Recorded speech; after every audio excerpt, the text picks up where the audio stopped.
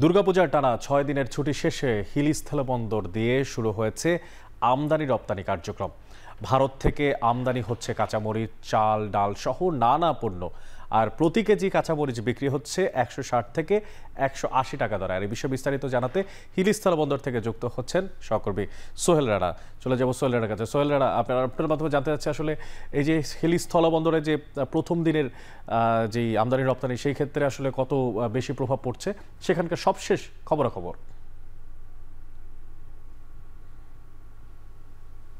অনেক দুর্গাপূজা টানা ৬ দিনের ছুটি শেষে গতকাল শনিবার এই বন্দর দিয়ে আমদানি রপ্তানি কার্যক্রম শুরু হয়েছে এবং প্রথম দিন আমরা যেটি দেখেছি ৯১টি ট্রাকে ভারতীয় বেশ কিছু পণ্য এই বন্দরে আমদানি হয়েছে, যার মধ্যে প্রায় ৬৫ ট্রাক ছিল ভারতীয় চাল এবং ১১টি ট্রাকে প্রায় ১১০ মেট্রিক টন কাঁচামরিচ ছিল। এবং এই একটা জিনিস আপনাকে জানিয়ে রাখি যে পূজার বন্ধের সুযোগে কিন্তু দেশের বাজারে যারা সিন্ডিকেট ব্যবসায়ী রয়েছেন তারা কিন্তু কাঁচামরিচের দামে একটা অস্থিরতা তৈরি করেছিলেন।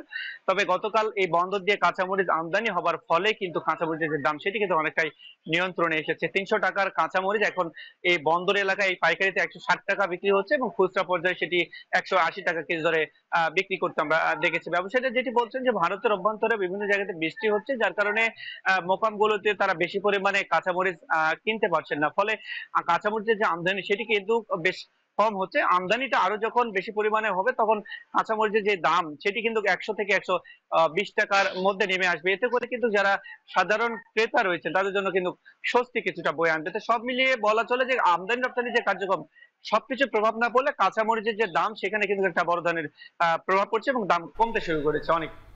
হিলি স্থলবন্দর থেকে যুক্ত ছিলেন সহকর্মী সোহেল রানা।